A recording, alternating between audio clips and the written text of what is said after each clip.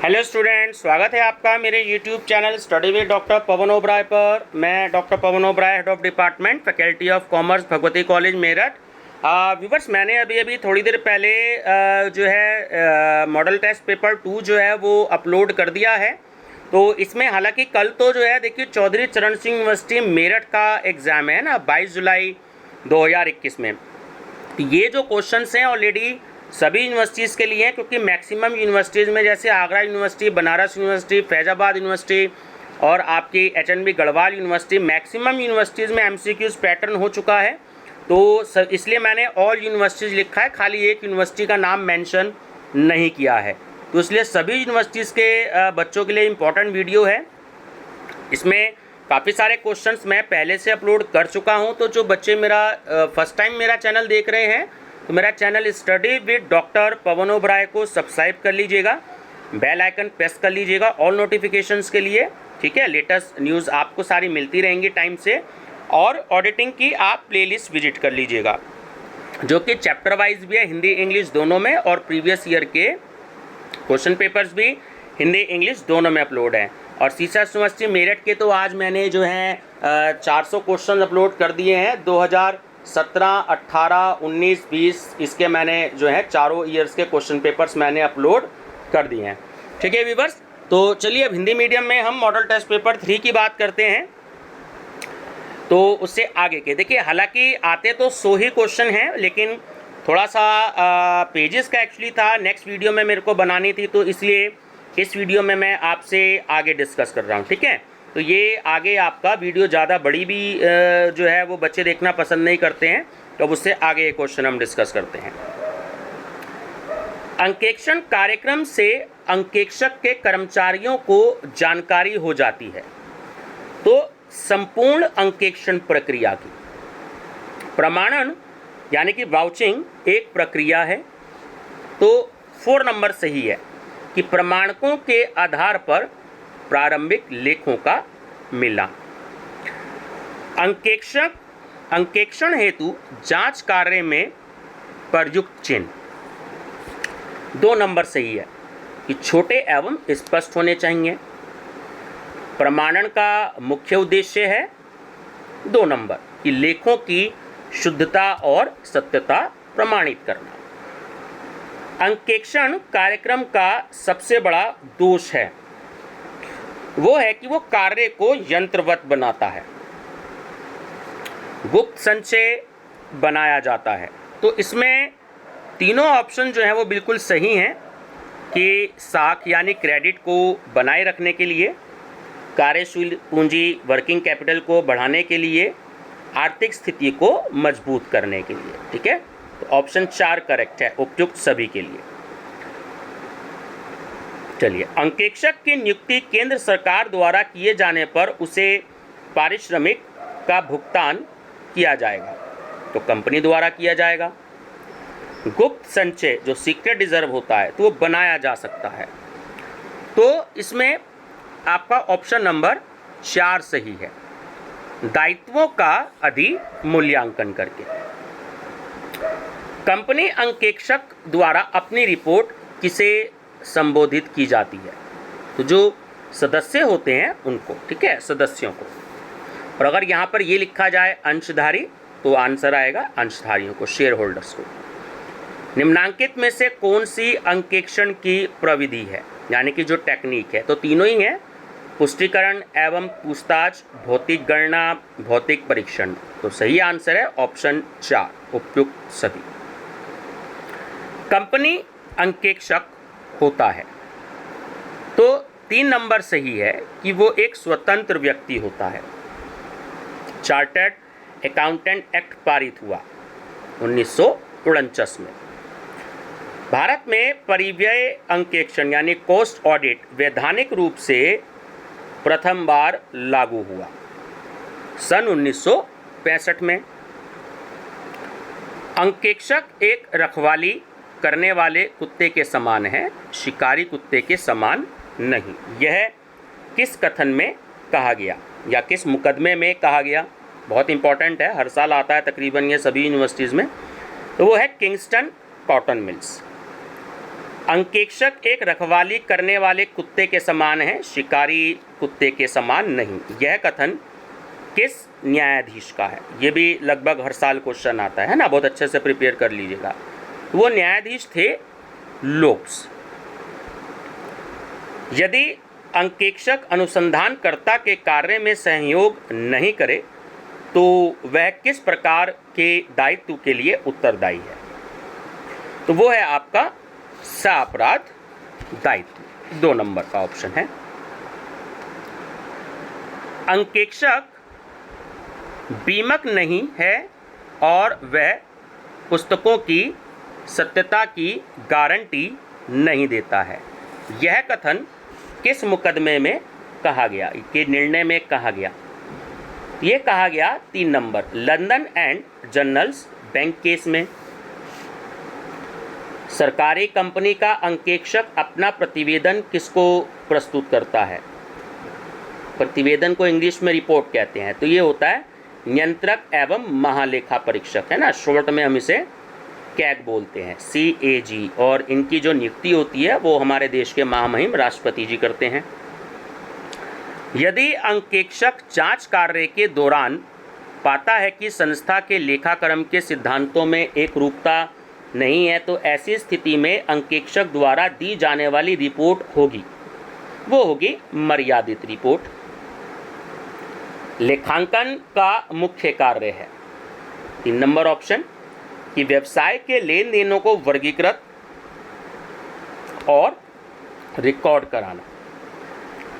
Audit में शामिल तीनों में से प्रत्येक पार्टी ऐसी भूमिका निभाती है जो इसकी सफलता में योगदान देती है। 4 नंबर, क्लाइंट, ऑडिटर एवं ऑडिटिंग।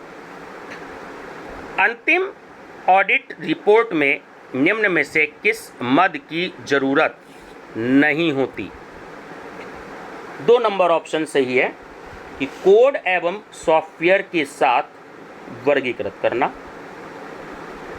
लेखा परीक्षा तथ्यों का पता लगाने की ऐसी प्रक्रिया है जो वास्तविक परिणामों की डैश तुलना करती है।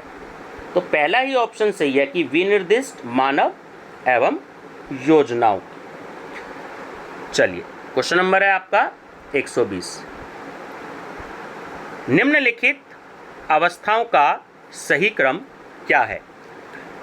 तो इसमें 3 नंबर का ऑप्शन बिल्कुल सही है, C, B और A, यानी पहले आंतरिक चेक, फिर आंतरिक लेखा परीक्षा और फिर साविधिक लेखा परीक्षा। डैश से आवश्यक संसाधन उपलब्ध कराने और लेखा परीक्षकों के साथ आने वाले स्टाफ सदस्यों को चुनने की अपेक्षा की जाती है। तो सही आंसर है ऑडिटिंग, 4 नंबर का। लेखा परीक्षा कार्य एक डैश कार्य है, तो सही आंसर है अनुपालन। किसी कंपनी के प्रथम अंकेक्षकों की नियुक्ति, तो ऑप्शन नंबर 3 ठीक है कि कंपनी के निगमन के 30 दिन के भीतर होने वाली निदेशक मंडल की पहली बैठक में निदेशकों द्वारा की जाती है। ठीक है। निम्न में से पूंजीगत व्यय की मद कौन सी है? वो है संस्थापन प्रभार। किसी सरकारी कंपनी के लेखा परीक्षक की नियुक्ति कौन करता है? 3 नंबर, नियंत्रक एवं महालेखा परीक्षक भारत। ठीक है, कैग, CAG। निम्न में से कौन सा प्रोविजन के मद के तौर पर क्वालिफाई नहीं करता है? 4 नंबर, दर में उतार चढ़ाव के कारण फॉरेक्स की हानि। लेखा परीक्षा की तैयारी में कौन सी गतिविधि नेमी जांच में आती है? तो 4 नंबर सही है इसमें कि बहियों की प्रविष्टियों में गणितीय शुद्धता सुनिश्चित करना। ठीक है। 128 निम्न में से कौन सा सत्य है? 1 नंबर कि लेखा परीक्षक विवरणों को रोकने एवं उनका पता लगाने के लिए जिम्मेदार है। ऑडिट एंगेजमेंट की शर्तों की सहमति में ऑडिटर की जिम्मेदार से निम्न में से किस एसए से संबंध है तो वो है आपका एसए मतलब स्टैंडर्ड अकाउंटिंग, ठीक है। एसए 210 संशोधित। वाउचिंग के समय वाउचर के क्रमांक की जांच से लेखा परीक्षक को टैश में मदद मिलती है। तो 2 नंबर ऑप्शन सही है, भूल यानी कि ओमिशन के त्रुटि का पता लगाने में। नीचे दिए गए लेखा परीक्षा जो ऑडिट होता है संबंधी चरणों पर विचार कीजिए। तो इसमें 4 नंबर का ऑप्शन सही है, ए सी डी बी, कि लेखा परीक्षा का प्रकार सुनिश्चित करना, ग्राहकों से दस्तावेज प्राप्त करना, लेखा परीक्षा कार्यक्रम तैयार करना और प्राप्तियों और भुगतानों को प्रमाणित करना, ठीक है। नकद लेन देनों के प्रमाणन के दौरान शब्दों में राशि जांचना लेखा परीक्षक को डैश में सहायता करता है। तो इसमें 1 और 2 तो नहीं है, इसमें ऑप्शन नंबर जो 3 है वो सही आंसर है कि दुर्वियोजन का पता लगाने में। यदि बोर्ड निर्धारित अवधि में लेखा परीक्षक या ऑडिटर की नियुक्ति नहीं करता है तो कंपनी अधिनियम की धारा 224(5) के अंतर्गत इसका परिणाम क्या होगा। तो 4 नंबर का ऑप्शन सही है कि सदस्यों द्वारा जीएम यानी कि जनरल मीटिंग जो साधारण सभा होती है उसमें साधारण संकल्प पारित करके, रिजोल्यूशन इंग्लिश में रिजोल्यूशन बोलते हैं संकल्प को, करके नियुक्ति की जाएगी। लेखा परीक्षा कार्यक्रम किसके द्वारा तैयार किया जाता है। 3 नंबर लेखा परीक्षक और उसके सहायकों द्वारा। निम्न में से कौन सा कथन गलत है। 4 नंबर ऑप्शन के सैद्धांतिक गलतियां तलपट को प्रभावित करेंगी, ठीक है, ये गलत है। प्रमाणन के दौरान वाउचर पर अधिकृत अधिकारी के हस्ताक्षरों के सत्यापन से लेखा परीक्षकों को क्या जांचने में सहायता मिलती है। 2 नंबर लेन देनों की वैधता। निम्नलिखित में से कौन सा कथन सत्य है। 4 नंबर कि लेखों की जांच हेतु ऑडिट स्टाफ के कर्तव्यों का विवरण कंपनी के प्रबंध की सलाह से किया जाना चाहिए ताकि वे समय पर लेखा परीक्षा पूरी करने के लिए साथ साथ काम करें। चलिए नेक्स्ट है, लेखा परीक्षकों या ऑडिटर को निम्नानुसार उस स्टॉक का सत्यापन करना चाहिए जो प्रतिष्ठान के पास नहीं है, अर्थात परीक्षण पर माल डैश। तो इसे पूरा करना है हमें। तो 3 नंबर सही है कि प्रेक्षित से पुष्टि प्राप्त कर और उसकी जांच कर। निम्नलिखित में से क्या सत्य है। 2 नंबर का ऑप्शन कि बाद वाले लेखा परीक्षक को कंपनी रजिस्ट्रार को नोटिस या सूचना देनी पड़ती है। निम्नलिखित में से कौन सा कथन सत्य है। तो इसमें भी 4 नंबर आपका सत्य है कि लेखा परीक्षक को उसके द्वारा अंकेक्षित कंपनी की लेखा बहियों पर ग्रहणाधिकार प्राप्त नहीं हो सकती। किसी संपत्ति के सत्यापन में ऑडिटर को निम्नलिखित बिंदु नोट करने और जांचने चाहिए। 4 नंबर सही है इसमें भी कि अस्तित्व, स्वामित्व, नॉन ओमिशन और प्रकटन को चेक करना। ये थोड़े से क्वेश्चन स्टूडेंट्स अलग हैं, बहुत ही अलग तरीके के क्वेश्चन हैं ये, जो अब तक मैंने हिंदी में जितनी भी वीडियोस कराई हैं ये ऐसे क्वेश्चन उसमें शामिल नहीं हैं, ठीक है। तो ये मैं करा रहा हूँ आपको क्योंकि आपका एग्ज़ाम है। ये जो आपके क्वेश्चन नंबर स्टार्ट हैं, क्वेश्चन नंबर जो है आपके 118 से स्टार्ट हैं, वो थोड़े से आपके यूनिक क्वेश्चन है ना, बिल्कुल अलग क्वेश्चन है। आपको जो अदर स्टडी मटेरियल है उसमें ये इतनी आसानी से अवेलेबल नहीं होंगे, तो ये कुछ यूनिक क्वेश्चन है जो आपके एग्ज़ाम के लिए ही मैं आपको ये दे रहा हूँ, तो इनकी स्टडी आप ज़रूर करके जाइएगा, ठीक है। किसी को पीडीएफ चाहिए तो आप नीचे दिए हुए जो कॉन्टैक्ट नंबर है मेरा डिस्क्रिप्शन बॉक्स में, आप मुझसे कॉन्टैक्ट कर सकते हैं। लेखा परीक्षा की निम्न में से किस क्रियाविधि से लेखा परीक्षक को उन स्थितियों एवं घटनाओं की पहचान करने में सहायता मिलने की संभावना है जिनसे यह संकेत मिले कि किसी संस्था के लाभकारी कारोबार वाली संस्था बने रहने की सामर्थ्य में काफ़ी ज़्यादा संदेह हो। तो इसमें 4 ऑप्शन वाला आपका सही है कि ऋण करार की शर्तों के साथ अनुपालन की समीक्षा, ठीक है। चलिए 143, जब लेखा सिद्धांत में महत्वपूर्ण परिवर्तन हो तो लेखा परीक्षक की रिपोर्ट में संगतता की कमी को निम्न में से किसमें दर्शाना चाहिए। 3 नंबर, राय वाले परिच्छेद के पश्चात व्याख्यात्मक परिच्छेद में एक ग्राहक ने हानियों का पूंजीकरण कर लिया है लेकिन उन्हें वित्तीय विवरणों में पूंजीकृत करने से इनकार करता है। यदि यह राशि वित्तीय विवरणों को व्यापक रूप से बिगाड़ती है तो लेखा परीक्षक के पास निम्न में से कौन सा रिपोर्टिंग विकल्प है, तो वो है क्वालिफाइड राय। यदि कोई लेखा परीक्षक नए ग्राहक के आरंभिक इन्वेंट्री शेष पर राय नहीं बना पाए तो वह चालू वर्ष के डैश अनक्वालिफाइड राय दे सकता है। 3 नंबर, केवल तुलन पत्र पर, यानी कि जो बैलेंस शीट होती है।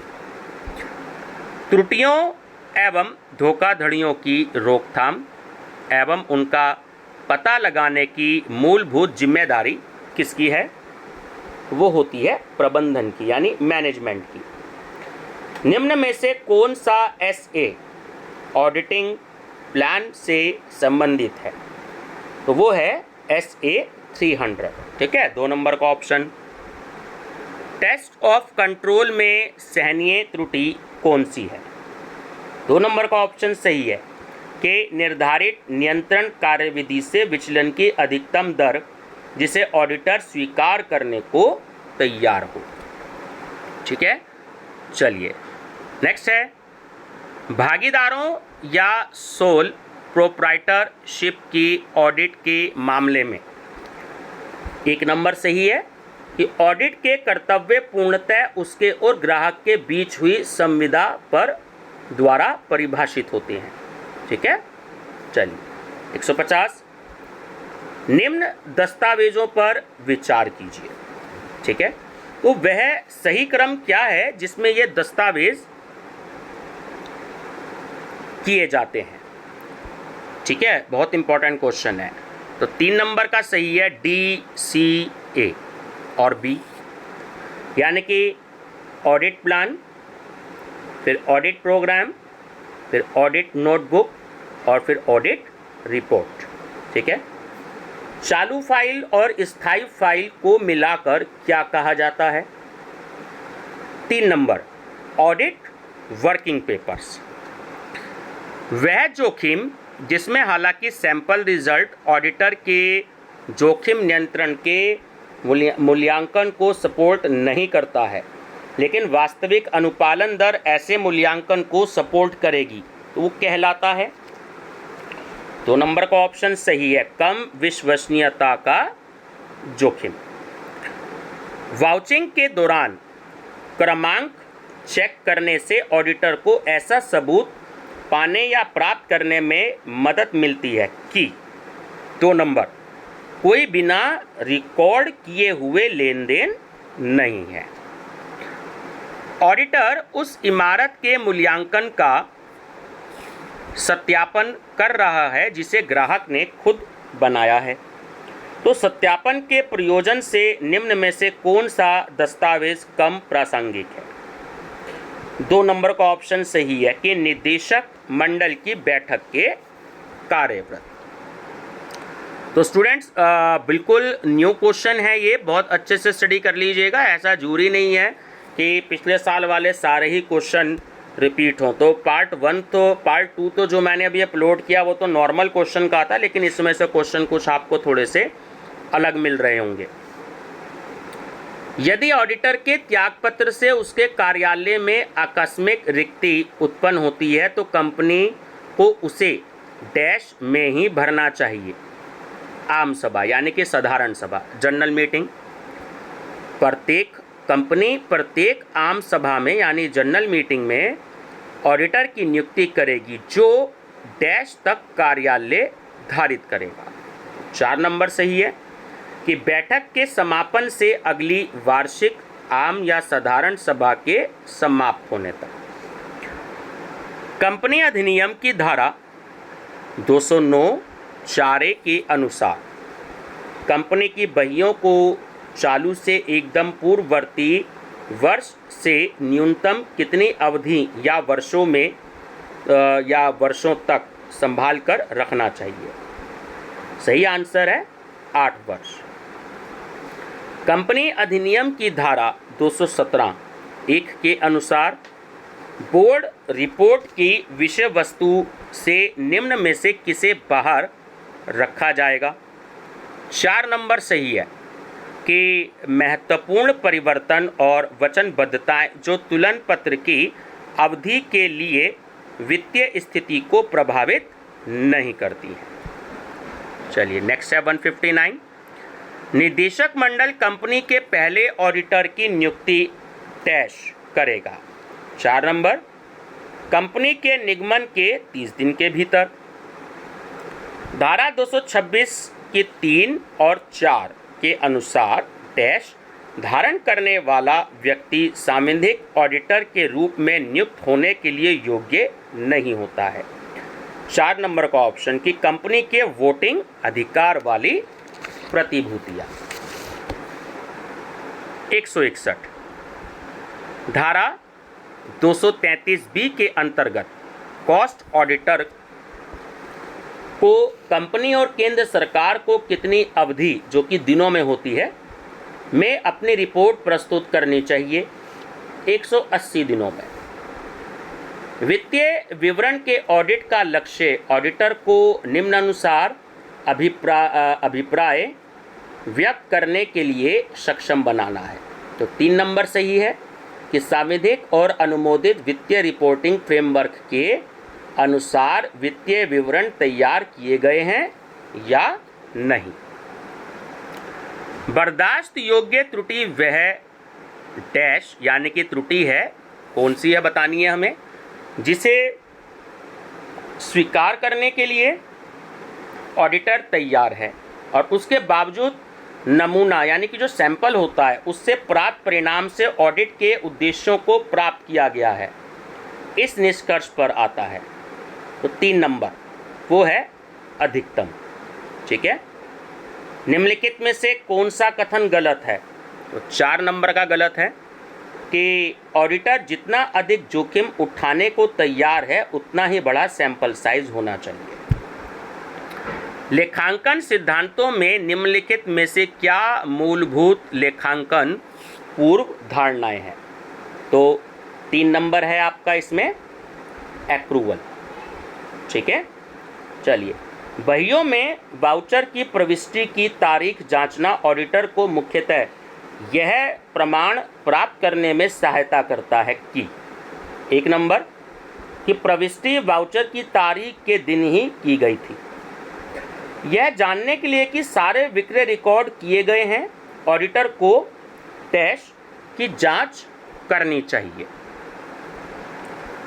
तो सही आंसर है इसमें 2 नंबर, विक्रय बिलों यानी जितने भी सेल्स के बिल होते हैं। प्रेषण पर माल के स्टॉक का मूल्यांकन डैश।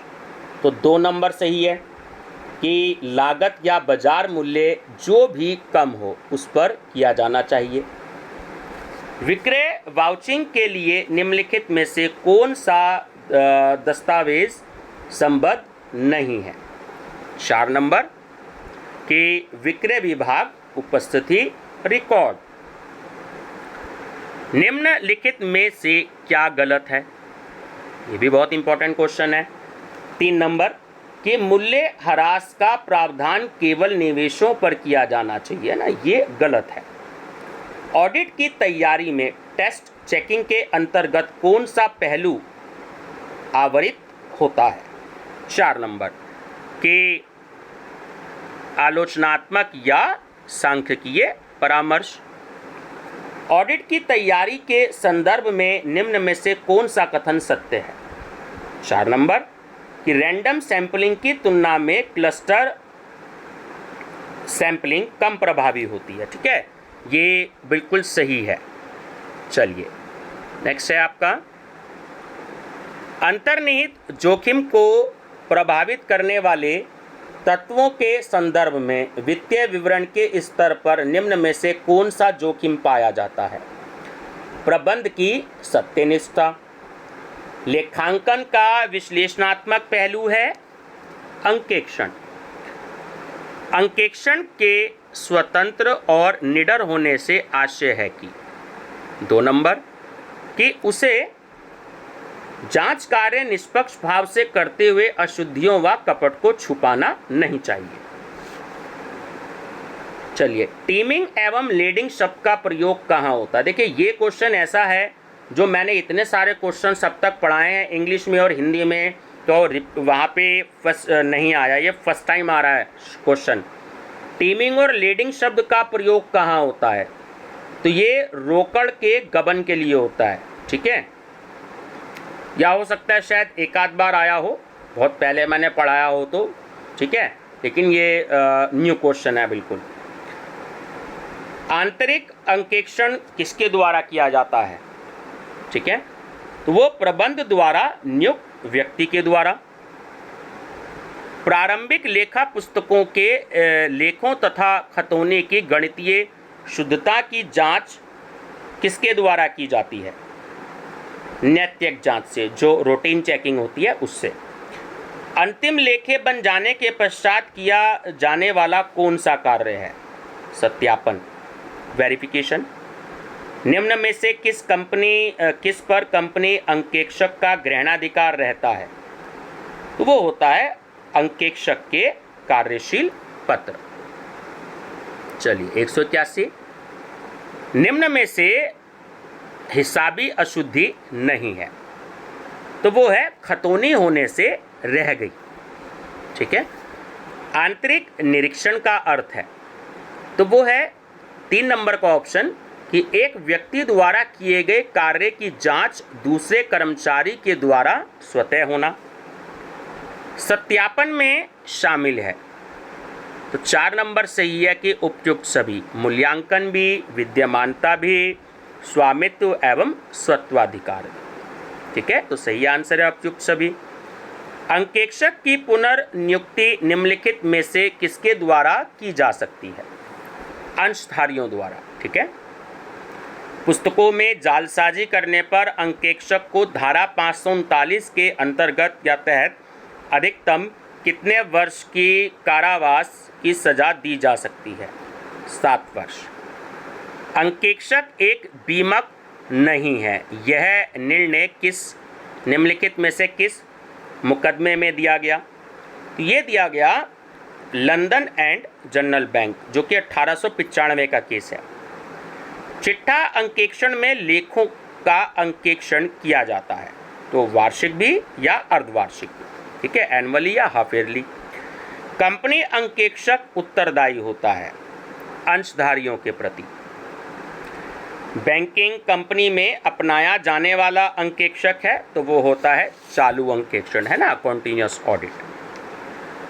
अवकाश ग्रहण करने वाले अंकेक्षक के स्थान पर नए अंकेक्षक को नियुक्त करने के लिए कंपनी अधिनियम 1956, यानी कि अब जो है ये क्वेश्चन 1956 के हिसाब से ही है। ठीक है, कि किस धारा के अंतर्गत प्रक्रिया को पूरा करना होगा, तो ये था 225।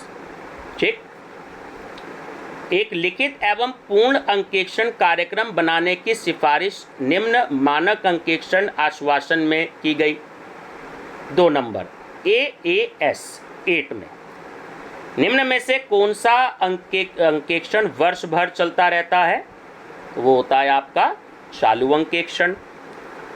प्रबंध अंकेक्षण में शामिल है, तो देखिए सही आंसर है 4 उपयुक्त सभी। कुशलता अंकेक्षण, निष्पत्ति अंकेक्षण और औचित्य अंकेक्षण, तो सही आंसर है उपयुक्त सभी।